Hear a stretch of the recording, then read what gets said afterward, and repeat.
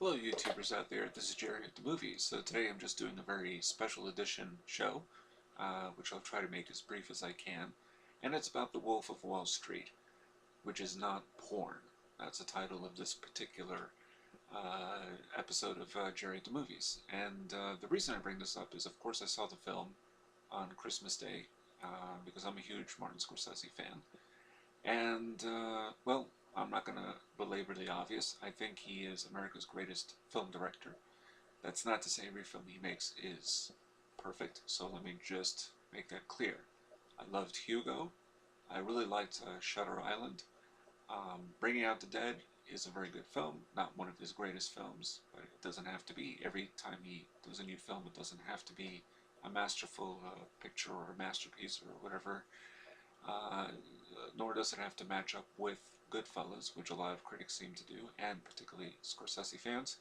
Um, the only film of his in his long career that I did not care for was New York, New York from 1977. So, leaving that aside, um, let's discuss Wolf of Wall Street. Now, Entertainment Weekly just came out with an article for this week about the Wolf of Wall Street. It was a little essay, and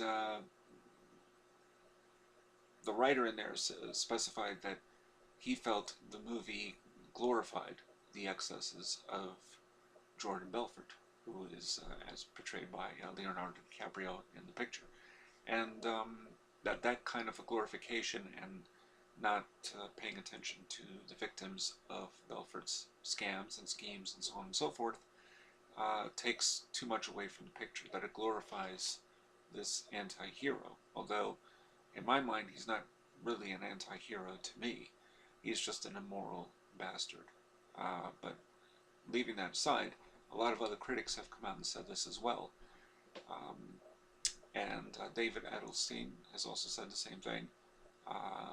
He writes for Salon, I believe. Anyway, and there's also Michael Phillips, who does write, in fact, for the Chicago Tribune, and used to be on At the Movies, and said the same thing, that the depiction of Jordan Belfort's excessive lifestyle is too excessive. Now, I already reviewed the film before, so I'm not going to specify again some of the scenes that are in the picture. There's a little bit of, well, a little bit, there's a lot of sex.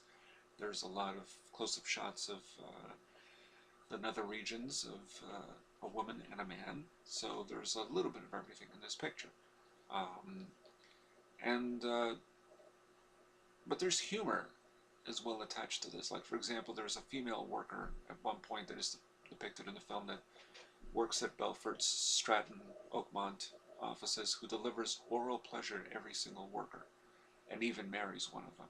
So the humor in there is that, it didn't occur to her that maybe, she doesn't have to marry one of these workers, that we're just treating her as a sexual object. And in fact, Jordan Belfort and a lot of the characters in the film treat women as sexual objects, including Jordan Belfort, not so much with his first wife, but it was second wife, played by Margot Robbie, Robbie, I'm going to say Robbie, and she is the trophy wife.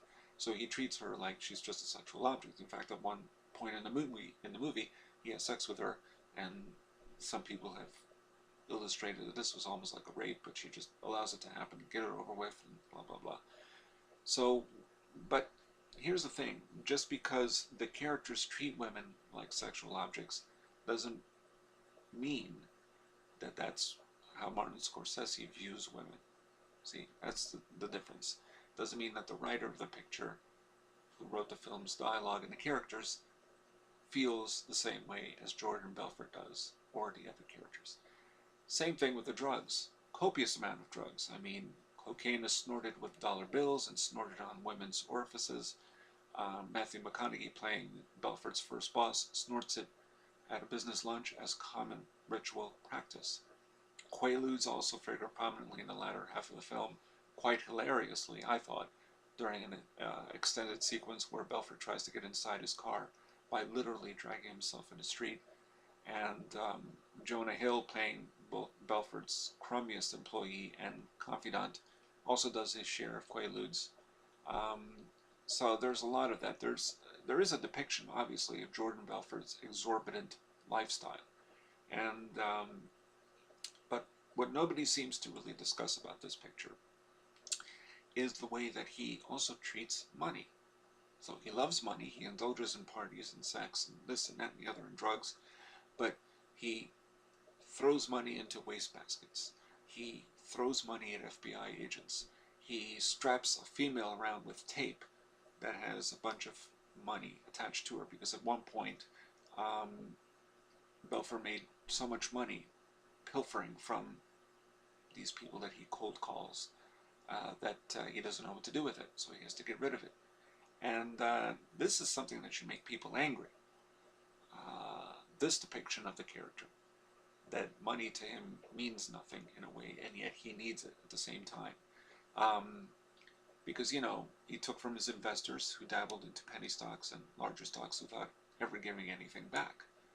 And Belfort gets away with it, but he has a lethally persuasive charm, and it helps that Leonardo DiCaprio is the one playing this role, with more vigor, by the way, and passion than almost any other role he's ever played, by far.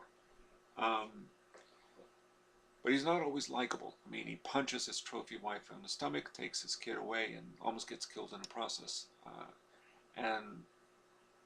Belfort is investigated by the FBI and decides to rat out his friends, thus receiving a light jail sentence. But of course, his own confidant, spoiler alert, who gets wind that the party is over, decides to rat out Belfort once he knows Belfort is trying to rat out everybody else. So, now The Wolf of Wall Street, again, has been criticized also as ignoring the victims of Belfort's scams and schemes, but this is based on Belfort's two best-selling books, and the character himself never really expresses sympathy for them in the books either, until recently in the last few years, where he expressed disgust over his lifestyle. Thus, all the profits from the books, and the film, by the way, have been given to the victims as part of his ongoing legal restitution. So ignoring the victims from Belfort's point of view fuels the flames of resentment towards Wall Street and all the Bernie Madoffs of the world. In other words, Martin Scorsese made this picture because he's pissed off, and he's angry. That's why he made this film. If you know Martin Scorsese, you know that this is a director who once said, a few years back now, that for the last 25 to 30 years of his life, he's been angry, and it shows in his films. That's why he makes movies. For the most part. I mean, Hugo's, of course, not informed by anger. Alice Doesn't Live Here Anymore is not really informed by anger. But there are things that upset him, and he deals with it. Same thing with Goodfellas. Goodfellas was a picture that was an indictment of the gangsters, of their way of living. The allure is there. I mean, you see it in that picture especially, which, of course, Wolf of Wall Street has been compared to. You see the allure, the lifestyle. It seems very grandiose, and there is a glorification in that, but it's that allure that entraps the person, right? It entraps Henry Hill, because by the end of the picture, even after he rats out everybody, much like Jordan Belfort, he has nothing left to give. You know, he's put in the witness protection program, but he wishes he continued the lifestyle of a gangster, and you can understand that, because it is very inviting. But what comes with it is death, destruction, and ratting out people that you had basically, they were part of your family, whether you like it or not. And so, but it's an indictment of that world, because of course they rob and kill people. That's what the gangsters do. Wolf of Wall Street, he indulges Jordan Belfort, and of course Scorsese indulges as well the excesses. You know, you're not going to see another film quite like this. I don't think there's ever really been a film quite like Wolf of Wall Street in the depiction of money and greed especially, and in a very comical manner, but it doesn't mean that the anger is not there from Scorsese's point of view. But this film is not porn. I don't know why people would even say that. I mean, the notion behind this picture is to characterize this guy, Jordan Belfort, as scum, a rotten, money-grubbing individual who in one scene flips the bird to a cold caller whom he later calls a loser, loves money and nothing else. So by observing his flamboyant lifestyle and his endless motivational speeches to his crew, and now Belfort is a legal motivational speaker. We see a swindler, a con artist who is unapologetic from first frame to last. Now, viewers who walk out of this film because it's too excessive or maybe too boring, apparently there's a Twitter account now. What kind of a world we live in, I don't know, but okay. There was a Twitter account once for Angelina Jolie's leg at the Academy Awards, so I guess I shouldn't be surprised that there's a Twitter account about the Wolf of Wall Street walking out on Wolf of Wall Street, that is. They missed the acerbic humor. And after all, the Golden Globes have nominated the film for Best Comedy, and as of now, the Golden Globes are on. So it's January 12th, so it's probably not going to win. But for Best Comedy. But you can call Wolf of Wall Street whatever you want, but it's definitely not porn. Nor is it a comfortable movie experience, as entertaining as it is. But there are more than a few funny lines. But it's an indictment of this man who stole from the rich, gave to himself, and from the rich and the middle class too, and other schmoes, average schmoes. So here's the thing, another criticism, and then we'll be done with this because I don't want to talk about Wolf of Wall Street anymore. I think I will pretty much have nailed it with this video and the video I did prior and what I've written about the film as well. The critics in particular, and also audiences that I've read their comments on IMDb, that criticize the film because of the writing, the character arcs, which of course there aren't really any in this picture, and criticizing the narrative for not following the traditional, rags to riches maybe, if you like, although really this is a guy who's rich and continues to be rich and doesn't give a damn type of story. What Martin Scorsese does and the type of pictures that he makes, like Goodfellas, doesn't necessarily have a plot. It has a narrative, but it's sort of like an ongoing day-to-day ritual of being a gangster rather than a plot with a purpose like The Godfather. Wolf of Wall Street is an observation of what Jordan Belfort is rather than who he is. This has defined Martin Scorsese's cinematic career. So he divulges insights based on a behavioral study. It's an observation of one's behavior. How do they behave?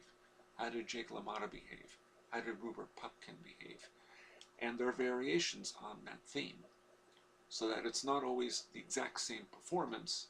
It's a little shift, a little subtle shift here and there, but it's a reaction to situations, so it's very situational, and basically an observation of one's behavior. So all this talk of too much sex, too much profane language, apparently Wolf of Wall Street holds the record for the most F words ever said in a movie, and too much drug ingesting, they neglect the bigger issues, I think.